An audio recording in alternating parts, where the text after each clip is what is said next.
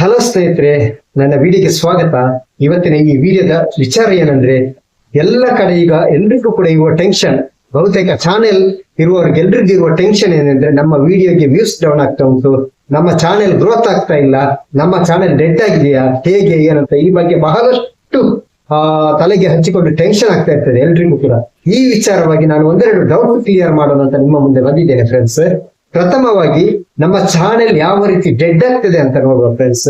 ಮೊದಲನೇದಾಗಿ ಹೇಗೆ ಅಂದ್ರೆ, ನಾವು ಚಾನೆಲ್ ಅನ್ನು ಪ್ರತಿನಿತ್ಯ ವಿಡಿಯೋ ಅಪ್ಲೋಡ್ ಮಾಡ್ತಾ ಇರ್ತೇವೆ, ಡೈರೆಕ್ಟ್ ಟೈಮ್ ಟು ಟೈಮ್ ಸರಿಯಾಗಿ ಸಮಯಕ್ಕೆ ಸರಿಯಾಗಿ ಒಂಥರ ವಿಡಿಯೋಸ್ ಅಪ್ಲೋಡ್ ಮಾಡ್ತಾ ಇರ್ತೇವೆ. ಆ ಬಳಿಕ ಕೆಲ ದಿನಗಳ ಬಳಿಕ ನಮಗೆ ಅದೊಂದು ಇಂಟ್ರೆಸ್ಟ್ ಹೋಗ್ತದೆ, ಜಾಸ್ತಿಯಾಗಿ ವಿಡಿಯೋಸ್ ಅಪ್ಲೋಡ್ ಕೂಡ ಮಾಡುವುದಿಲ್ಲ. ಅದೇ ರೀತಿ ಸ್ಟಾರ್ಟಿಂಗಿಗೆ ಇರುವ ಇಂಟ್ರೆಸ್ಟ್ ಆ ಬಳಿಕ ಕಡಿಮೆ ಆಗ್ತಾ ಇರ್ತದೆ.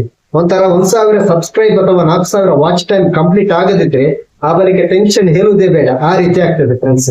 ಆದ ಕಾರಣದಿಂದ ನಾವೇನ್ ಮಾಡ್ತೇವೆ, 1 ವಾರ ಬಿಟ್ಟು ವಿಡಿಯೋಸ್ ಅಪ್ಲೋಡ್ ಮಾಡ್ಲಿಕ್ಕೆ ಸ್ಟಾರ್ಟ್ ಮಾಡ್ತೇವೆ, ಆ ಬಳಿಕ 2 ವಾರ ಬಿಟ್ಟು ವಿಡಿಯೋಸ್ ಅಪ್ಲೋಡ್ ಸ್ಟಾರ್ಟ್ ಮಾಡ್ತೇವೆ, ಆ ಬಳಿಕ ತಿಂಗಳು ಬಿಟ್ಟು ಸ್ಟಾರ್ಟ್ ಮಾಡ್ತೇವೆ, ಆ ಬಳಿಕ ಸ್ವಲ್ಪ ದಿನಗಳ ಮಟ್ಟಿಗೆ 1-2 ದಿನದ ಮಟ್ಟಿಗೆ 1-2 ದಿನಕ್ಕೊಮ್ಮೆ ಡೈಲಿ ವಿಡಿಯೋಸ್ ಕೂಡ ಆಗ್ತೇವೆ. ಆಗ ಏನಾಗ್ತದೆ ಅಂದ್ರೆ, ವ್ಯೂವರ್ಸ್ ಬರುವುದಿಲ್ಲ ನಮ್ಮ ವಿಡಿಯೋಗೆ, ಬಹುತೇಕ ವ್ಯೂವರ್ಸ್ ನೋಡುವುದೇ ಇಲ್ಲ. ಈ ಕಾರಣದಿಂದಾಗಿ ಕೆಲವೊಮ್ಮೆ ಚಾನೆಲ್ ಕೂಡ ಡೆಡ್ ಆಗುವ ಸಾಧ್ಯತೆ ಇರುತ್ತದೆ.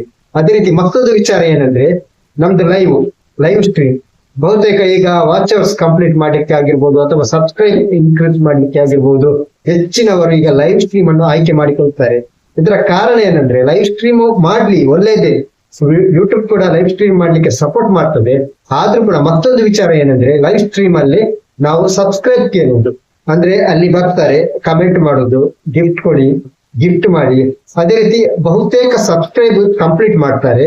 ಅದೇ ರೀತಿ ವಾಚಿಂಗ್ ಅವರ್ಸ್ ಕೂಡ ಕಂಪ್ಲೀಟ್ ಲೈವ್ ಅಲ್ಲೇ ಮಾಡ್ತಾರೆ. ಆ ಬಳಿಕ ಆಗುವ ವಿಚಾರ ಏನು, ಆ ಬಳಿಕ ನಮ್ಮ ವಿಡಿಯೋಸ್ಗೆ ವ್ಯೂಸ್ ಬರ್ಬೇಕಲ್ಲ, ಅದಾಗುದಿಲ್ಲ. ಕಾರಣ ಏನಂದ್ರೆ, ಲೈವ್ ಸ್ಟ್ರೀಮ್ ಅಲ್ಲಿ ಸಬ್ಸ್ಕ್ರೈಬ್ ಕೊಟ್ಟವರು ಯಾವತ್ತೂ ಕೂಡ ವಿಡಿಯೋಸ್ ನೋಡುವ ಇಂಟ್ರೆಸ್ಟ್ ಮಾಡುದಿಲ್ಲ. ಅವರು ವಿಡಿಯೋಸ್ ನೋಡುವ ಅವ್ರಿಗೆ ಹುಮ್ಮಸ್ಸು ಕೂಡ ಇರುವುದಿಲ್ಲ. ಅವರು ಮತ್ತೊಂದು ಲೈವ್ಗೆ ಹೋಗಿ ಅಲ್ಲಿ ಗಿಫ್ಟ್ ಕೊಡಿ ಅಥವಾ ಸಬ್ಸ್ಕ್ರೈಬ್ ಮಾಡಿ ಅಥವಾ ಕನೆಕ್ಟ್ ಆಗಿ ಅಂತ ಹೇಳ್ತಾನೆ ಇರ್ತಾರೆ. ಅದೇ ರೀತಿ ಆಗ್ತಾ ಇರ್ತದೆ. ಆ ಕಾರಣದಿಂದ ನಮ್ಮ ವಿಡಿಯೋಸ್ ಅಲ್ಲೇ ಬಾಕಿ ಆಗ್ತದೆ. ಇದು ಸತ್ಯ, ನಿಜವಾಗಿಯೂ ಇದು ಆಗುವಂತದ್ದು. ಆ ಕಾರಣದಿಂದ ಯಾವುದೇ ಕಾರಣಕ್ಕೂ ಲೈವ್ ಅಲ್ಲಿ ನೀವು ನಮ್ಮನ್ನು ಸಬ್ಸ್ಕ್ರೈಬ್ ಮಾಡಿ ಅಥವಾ ಗಿಫ್ಟ್ ಕೊಡಿ ಅಥವಾ ಕನೆಕ್ಟ್ ಆಗಿ ಇಂತ ಯಾವುದೇ ವಿಚಾರ ಎತ್ತಕ್ಕೆ ಹೋಗ್ಬೇಡಿ ಫ್ರೆಂಡ್ಸ್. ಇದು ನಮ್ಮ ಚಾನೆಲ್ಗೆ ಬಹುತೇಕ ತೊಂದರೆ ಆಗುವಂತ ವಿಷಯ. ಅದೇ ರೀತಿ ಮೂರನೇದು ಏನಂದ್ರೆ, ನಾವೆಲ್ಲ ವಾಟ್ಸಪ್ ಗಳಲ್ಲಿ ನಮ್ಮ ವಿಡಿಯೋ ಶೇರ್ ಮಾಡ್ತೇವೆ, ಲಿಂಕ್ ಕಳಿಸ್ತೇವೆ. ಇದು ಕೂಡ ಯೂಟ್ಯೂಬ್ ಇದಕ್ಕೂ ಕೂಡ ಸಪೋರ್ಟ್ ಮಾಡ್ತದೆ. ಬಹುತೇಕವಾಗಿ ನಾವು ಕ್ರೋಮ್ ಅಲ್ಲಿ ಆಗಿರ್ಬೋದು ಅಥವಾ ಬೇರೆ ಯಾವುದರಲ್ಲಿ ಈ ಯೂಟ್ಯೂಬ್ ಅಲ್ಲಿ ವಿಡಿಯೋಸ್ ಅಪ್ಲೋಡ್ ಮಾಡಿದ್ರೆ ಆ ಬಳಿಕ ಏನಂದ್ರೆ, ಅದು ಶೇರ್ ಮಾಡ್ಲಿಕ್ಕೆ ತೋರಿಸ್ತಿದ್ರೆ ಗೊತ್ತಿಲ್ಲ, ಆದ್ರೂ ಕೂಡ ಶೇರ್ ಮಾಡುವ ಲಿಂಕ್ ಶೇರ್ ಮಾಡ್ಲಿಕ್ಕೆ ಅಂತಾನೆ ಲಿಂಕ್ ಇರುವುದು. ಆದ್ರೂ ಕೂಡ ಎಕ್ಸ್ಟರ್ನಲ್ ಲಿಂಕ್ ನಿಂದ ನಾವು ಶೇರ್ ಮಾಡಿದ್ರೆ ನಾವು ಮೊದಲಾಗಿ ಅವರಿಗೆ ತಿಳಿಸ್ಬೇಕಾಗ್ತದೆ. ಯಾಕೆಂದ್ರೆ ನಮ್ಮ ವಿಡಿಯೋಸ್ ಕಂಪ್ಲೀಟ್ ನೋಡಿ ಅಂತ. ಒಂದು ಕನಿಷ್ಠ ಅಂದ್ರು ನಾವೊಂದು 200-300 ಜನರಿಗೆ ಲಿಂಕ್ ಕಳಿಸಿದ್ರೆ ಅದರಲ್ಲಿ ಒಂದು 10-20 ಜನ ನೋಡ್ತಾರೆ. ಅದು ಕೂಡ ಕಂಪ್ಲೀಟ್ ಕ್ಲಿಯರ್ ಆಗಿ ನೋಡುದಿಲ್ಲ ನಮ್ಮ ವಿಡಿಯೋಸ್, ಅವರ ಅರ್ಧಂಬರ್ಧ ನೋಡ್ತಾರೆ. ಅದಕ್ಕೆ ಮೊದಲೇ ತಿಳಿಸ್ಬೇಕು. ನಾವು ಒಂದು 10 ಜನರಾದ್ರೆ 10 ಜನರಿಗೆ ಲಿಂಕ್ ಕಳಿಸಿದ್ರು ಕೂಡ 10 ಜನರನ್ನು ಮೊದಲೇ ನಾವು ತಿಳಿಸಿ, ಈ ವಿಡಿಯೋಸ್ ಒಂದು ನೀವು ಕಂಪ್ಲೀಟ್ ನೋಡಿ ಅಂತ. ಯಾಕೆಂದ್ರೆ ಒಂದು 10 ಜನ ಒಂದು ವಿಡಿಯೋಸ್ ಪೂರ್ತಿಯಾಗಿ ನೋಡಿದ್ರೆ ನಮ್ಮ ಯೂಟ್ಯೂಬ್ 100-150 ಜನರಿಗೆ ಅದು ರೀಚ್ ಮಾಡಿಸ್ತದೆ. ಮತ್ತೆ ವಾಪಸ್ ಯೂಟ್ಯೂಬ್ ಅಲ್ಲಿ ತೋರಿಸ್ತದೆ, ಬ್ರೌಸ್ ಫೀಚರ್ ಅಲ್ಲಿ ತೋರಿಸ್ತದೆ. ಅಲ್ಲಿ ಒಂದು 10 ಜನ ಆದ್ರೂ ಕ್ಲಿಕ್ ಮಾಡ್ತಾರೆ, ಆಗ ಡಬಲ್ ಆಗ್ತದೆ ನೋಡಿ ಫ್ರೆಂಡ್ಸ್. ಆ ಕಾರಣದಿಂದ ನಾವು ಯೂಟ್ಯೂಬ್ ಅಲ್ಲಿ ಲಿಂಕ್ ಕಳಿಸುವಾಗ ಬಹಳಷ್ಟು ಸೂಕ್ಷ್ಮತೆ ವಹಿಸಬೇಕಾಗ್ತದೆ, ಬಹಳಷ್ಟು ಜಾಗೃತಿ ವಹಿಸಬೇಕಾಗ್ತದೆ. ಯಾಕೆಂದ್ರೆ ಅರ್ಧಂಬರ್ಧ ವಿಡಿಯೋ ನೋಡಿದ್ರೆ ಏನಾಗ್ತದೆ ಅಂದ್ರೆ, ಅಲ್ಲಿ ಇಂಪ್ರೆಷನ್ ಕೂಡ ಡೌನ್ ಆಗುವ ಸಾಧ್ಯತೆ ಇರುತ್ತದೆ. ಅದೇ ರೀತಿ ಯಾವುದೇ ರೀತಿಯ ಇಂಪ್ರೆಷನ್ ಡೌನ್ ಆದ್ರೆ ಮತ್ತೆ ನಮ್ಮ ಚಾನೆಲ್ ಗ್ರೋತ್ ಕೂಡ ಕಡಿಮೆ ಆಗ್ತದೆ. ಹೀಗೆ ಕ್ರಮೇಣ ಚಾನೆಲ್ ಡೆಡ್ ಆಗುವ ಸಾಧ್ಯತೆ ಕೂಡ ಇರ್ತದೆ ಫ್ರೆಂಡ್ಸ್. ಮತ್ತೊಂದು ಮೂರನೇದು ಏನಂದ್ರೆ, ನಮ್ಮ ವಿಡಿಯೋಸ್ ನಾವೆಲ್ಲ ಹಾಕ್ತಾ ಇರ್ತೇವೆ, ವಿಡಿಯೋಸ್ ಹಾಕ್ತೇವೆ, ಅದು ಒಳ್ಳೇದಿಲ್ಲ ವಿಡಿಯೋಸ್, ಅದಕ್ಕೆ ಏನ್ ಮಾಡ್ತೇವೆ, ಅದನ್ನ ಡಿಲೀಟ್ ಮಾಡ್ತೇವೆ. ಅಂದ್ರೆ ಅದು ಎಡಿಟಿಂಗ್ ಸರಿ ಆಗ್ಲಿಲ್ಲ, ಯಾರು ನಮ್ಗೆ ಫೋನ್ ಮಾಡಿ ಹೇಳಿದ್ರು, ಅದು ಎಂತ ವಿಡಿಯೋ ಮಾರೆ, ಅದು ಸರಿ ಇಲ್ಲ, ಅದ್ರದ್ದು ಎಡಿಟಿಂಗ್ ಸ್ವಲ್ಪ ಇನ್ನೂ ಕೂಡ ಇಂಪ್ರೂವ್ ಮಾಡ್ಬೇಕಂತ ಹೇಳಿದ್ರು.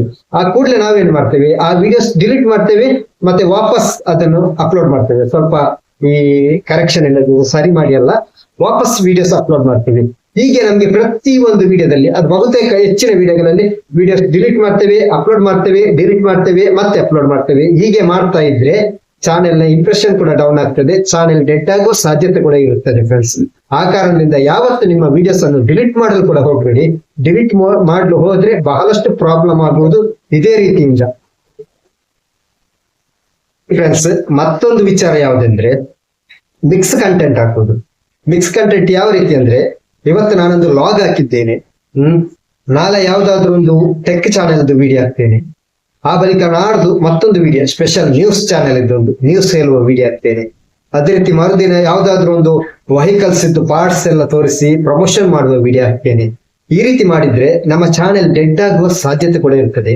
ಯಾಕೆಂದ್ರೆ ಸಬ್ಸ್ಕ್ರೈಬರ್ ನಮ್ಮ ವಿಡಿಯೋಸ್ ನೋಡಿ ಬರ್ತಾರೆ. ಅವ್ರು ಯಾವ ರೀತಿ ಬರ್ತಾರೆ ಅಂದ್ರೆ, ನಮ್ಮ ವಿಡಿಯೋಸ್ ಲೈಕ್ ಮಾಡಿ ಅವರು ಬರುವುದು ಜಾಸ್ತಿಯಾಗಿ, ಸಬ್ಸ್ಕ್ರೈಬ್ ಮಾಡಿದವರು. ನಮ್ಮ ಲಾಗ್ ವಿಡಿಯೋನು ಲೈಕ್ ಮಾಡುವ ಒಂದು ಸಮೂಹವೇ ಬೇರೆ ಇರ್ತದೆ. ಅವರು ಲಾಗ್ ವಿಡಿಯೋ ನೋಡೋಕ್ಕೋಸ್ಕರ ಮಾತ್ರ ನಮ್ಮ ಚಾನೆಲ್ ಸಬ್ಸ್ಕ್ರೈಬ್ ಮಾಡಿರ್ತಾರೆ. ಅದೇ ರೀತಿ ಟೆಕ್ ಚಾನೆಲ್ ನವರು ಟೆಕ್ ವಿಡಿಯೋ ಮಾತ್ರ ನೋಡುದು, ಬೇರೆ ಯಾವುದೇ ಲಾಗ್ ಆಗ್ಲಿ ಈ ತರ ಯಾವುದೇ ವಿಡಿಯೋಸ್ ಅವರು ನೋಡುದಿಲ್ಲ. ಅವರ ಇನ್ಫಾರ್ಮೇಶನ್ ಯಾವ್ದು ತೆಗಲಿಕ್ಕುಂಟು ಅದು ನೋಡ್ತಾರೆ.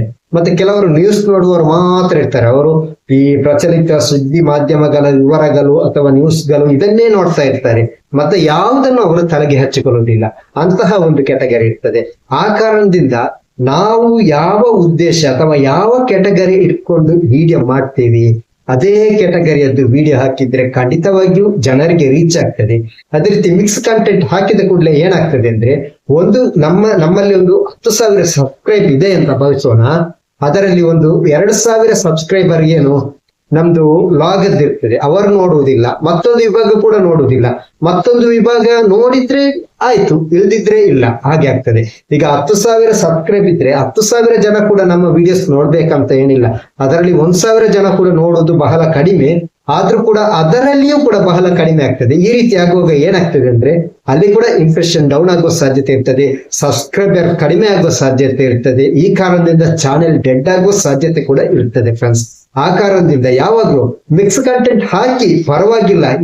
ಹೇಗೆ ಹಾಕಿ ಅಂದ್ರೆ, ನಿಮ್ಮ ಸಬ್ಸ್ಕ್ರೈಬರು ಎಲ್ಲವನ್ನು ಇಷ್ಟಪಡುವುದಾದ್ರೆ ಮಾತ್ರ ಮಿಕ್ಸ್ ಕಂಟೆಂಟ್ ಹಾಕಿ. ಇಲ್ದಿದ್ರೆ ಖಂಡಿತವಾಗಿ ಮಿಕ್ಸ್ ಕಂಟೆಂಟ್ ಹಾಕ್ಲಿಕ್ಕೆ ಹೋಗ್ಬೇಡಿ. ನೀವು ಯಾವ ಕೆಟಗರಿಯಲ್ಲಿ ವಿಡಿಯೋ ಮಾಡ್ತೀರಾ ಅದೇ ವಿಡಿಯೋಸ್ ಹಾಕ್ತಾ ಇರಿ, ಆಗ ಖಂಡಿತವಾಗಿಯೂ ರೀಚ್ ಆಗ್ತದೆ. ಇಲ್ದಿದ್ರೆ ಡೆಡ್ ಆಗುವ ಸಾಧ್ಯತೆ ಕೂಡ ಇರ್ತದೆ ಫ್ರೆಂಡ್ಸ್. ಅದೇ ರೀತಿ ಮತ್ತೊಂದು ವಿಚಾರ ಏನಂದ್ರೆ, ನಮ್ದು ಈ ಚಾನೆಲ್ ನಾವು ಮಾಡ್ತೇವೆ. ಚಾನೆಲ್ ಮಾಡುವಾಗ ಸ್ಟಾರ್ಟಿಂಗ್ ಗೆ ನಮ್ಗೆ 1 ವ್ಯೂಸ್ ಬಂದ್ರು ಖುಷಿ ಆಗ್ತದೆ, 10 ವ್ಯೂಸ್ ಬಂದ್ರೆ ಇನ್ನಷ್ಟು ಖುಷಿ ಆಗ್ತದೆ, 20 ವ್ಯೂಸ್ ಬಂದ್ರೆ ತುಂಬಾ ಸಂತೋಷ ಆಗ್ತದೆ. ಅದೇ ರೀತಿ 100 ವ್ಯೂಸ್ ಬಂದ್ರೆ ಕೇಳುವುದೇ ಬೇಡ. ಇದು ಸ್ಟಾರ್ಟಿಂಗ್ ಗೆ. ಆಗ ಸಬ್ಸ್ಕ್ರೈಬ್ ಎಷ್ಟಿರ್ತದೆ, 10, 20, 30, 40 ಹೀಗೆ ಆಗಿ 1,000 ಸಬ್ಸ್ಕ್ರೈಬ್ ಆಗ್ಬೇಕಾಗ್ತದೆ. ನಮ್ಮ ಚಾನೆಲ್ ನೋಡಿ ನಮ್ಮನ್ನು ಇಷ್ಟಪಟ್ಟು ಸಬ್ಸ್ಕ್ರೈಬರ್ ಮಾಡ್ತಾರಲ್ಲ, ಅವರಿಗೆ ಬೇಕಾದ ವಿಡಿಯೋಸ್ ಅನ್ನು ನಾವು ಕೊಡುವುದಾಗಿದೆ ನಮ್ಮ ವಿಡಿಯೋಸ್ ಯೂಟ್ಯೂಬ್ ನಲ್ಲಿ ನಮ್ಮ ಕರ್ತವ್ಯ. ಆ ಕಾರಣದಿಂದ ನಾವು ಅವರಿಗೆ ಏನು ಬೇಕು ಅದನ್ನು ಮಾತ್ರ ಕೊಡ್ತಾ ಹೋದ್ರೆ ಸಾಕು. ಖಂಡಿತವಾಗಿಯೂ ನಮ್ಮ ಚಾನೆಲ್ ಕೂಡ ಇಂಪ್ರೂವ್ಮೆಂಟ್ ಆಗ್ತದೆ. ಮತ್ತೆ ನಮ್ಮ ಚಾನೆಲ್ ಅಲ್ಲಿ ನಮ್ಗೆ ಏನಾದ್ರೂ ಒಂದು ಹಿಡಿತ ಸಾಧಿಸಿ ಮುಂದಿನ ದಿನಗಳಲ್ಲಿ ಯಾವ್ದಾದ್ರು ಅರ್ನ್ ಮಾಡ್ಲಿಕ್ಕೆ ಕೂಡ ಸಾಧ್ಯ ಆಗ್ತದೆ. ಮಾನಿಟೈಸೇಷನ್ ಬಹಳ ಬೇಗ ಆಗ್ತದೆ ಫ್ರೆಂಡ್ಸ್. ಆ ಕಾರಣದಿಂದ ನೀವು 10, 20 ವ್ಯೂಸ್ ಬರುವಾಗ ಎದೆಗುಂದದಿರಿ. ಯಾಕೆಂದ್ರೆ ನಾವು 1,000 ವ್ಯೂಸ್ ಬೇಕು, 10,000 ವ್ಯೂಸ್ ಬೇಕು, 1 ಮಿಲಿಯನ್ ವ್ಯೂಸ್ ಬೇಕಂದ್ರೆ ನಮ್ಗೆ ಅದು ಅಷ್ಟು ಬೇಗ ಬರುವುದಿಲ್ಲ. ಅದಕ್ಕೆ ಪ್ರಯತ್ನ ಬೇಕು. ಪ್ರಯತ್ನ ಪಡ್ತಾ ಕ್ರಮೇಣ ಬರ್ತದೆ. ಆದ್ರೆ ಒಂದು ವೇಳೆ ಯಾವ್ದಾದ್ರೂ ಒಂದು ವಿಡಿಯೋಸ್ಗೆ 1,000 ವ್ಯೂಸ್ ಬರ್ತಾ ಇದ್ದದ್ದು ಸಡನ್ಲಿ 100 ವ್ಯೂಸ್ ಬಂದಂದ್ರೆ ನೀವು ಟೆನ್ಷನ್ ಮಾಡ್ಕೋಬೇಡಿ. ಅದು ಜನರಿಗೆ ಇಷ್ಟ ಆಗಿಲ್ಲ, ಅವರು ನೋಡಿಲ್ಲ ಅಷ್ಟೇ, ಮುಂದಿನ ದಿನಗಳಲ್ಲಿ ನೋಡ್ಕೋಬಹುದು ಅಂತ ಭಾವಿಸಿಬಿಡಿ. ಈಗ ಸ್ಟಾರ್ಟಿಂಗ್ ಮಾಡುವಾಗ 100 ವ್ಯೂಸ್ ಬರುವಾಗ ನಮ್ಗೆ ಎಷ್ಟು ಖುಷಿ ಆಗ್ತಾ ಇತ್ತು, ಅದೇ ಖುಷಿಯನ್ನು ಈಗಲೂ ಅನುಭವಿಸಿ. ಖಂಡಿತವಾಗಿಯೂ ಒಂಥರ ನಮ್ಗೆ ಒಂದು ಧೈರ್ಯ, ನಮ್ಗೆ ಯೂಟ್ಯೂಬ್ ಅಲ್ಲಿ ನಾವೇ ಧೈರ್ಯ ತುಂಬಬೇಕು, ಬೇರೆ ಯಾರು ತುಂಬಲಿಕ್ಕೆ ಸಾಧ್ಯ ಇಲ್ಲ. ಬೇರೆ ಯಾರಾದ್ರೂ ಬಂದು ನೀವು ಯೂಟ್ಯೂಬ್ ಅಲ್ಲಿ ಹಾಗೆ ಮಾಡು ಹೀಗೆ ಮಾಡು ಅಂತ ಪ್ರೆಷರ್ ಹಾಕ್ಲಿಕ್ಕೂ ಕೂಡ ಆಗೋದಿಲ್ಲ. ನಮ್ದು ಏನಿದೆ, ನಮ್ಮ ಮೈಂಡ್ ವರ್ಕ್ ಅಲ್ಲಿ ಯಾವ ವಿಡಿಯೋ ಹೇಗೆ ಮಾಡ್ತೇವೆ ಅಂತ ನಾವು ಉದ್ದೇಶಿಸುತ್ತೇವೋ ಆ ವಿಡಿಯೋವನ್ನು ಖಂಡಿತವಾಗಿ ಮಾಡಿ ಹಾಕಿ. ಅದೇ ರೀತಿ ಎದೆಗುಂದದಿರಿ. ಯಾವತ್ತು ಒಂದಲ್ಲ ಒಂದು ದಿನ ನಮ್ಮ ಚಾನೆಲ್ ಗ್ರೋತ್ ಆಗ್ತದೆ. ಒಂದು ವೇಳೆ ಚಾನೆಲ್ ಡೆಡ್ ಆಗಿದ್ರು ಕೂಡ ಪ್ರಯತ್ನ ಬಿಡಬೇಡಿ, ಕಂಟಿನ್ಯೂಸ್ ಆಗಿ ವಿಡಿಯೋ ಹಾಕ್ತಾ ಇರಿ. ಅದೇ ರೀತಿ ಯಾವುದೇ ವಾಟ್ಸಪ್ ಅಥವಾ ಇನ್ನಿತರ ಯಾವುದೇ ಲಿಂಕ್ಗೆ ಶೇರ್ ಮಾಡಬೇಡಿ. ಅದರಲ್ಲೇ ಬಂದ ವ್ಯೂಸ್ ಅನ್ನು ಹೊಸದಾಗಿ ಮತ್ತೆ ಸಬ್ಸ್ಕ್ರೈಬ್ ಬರಬಹುದು.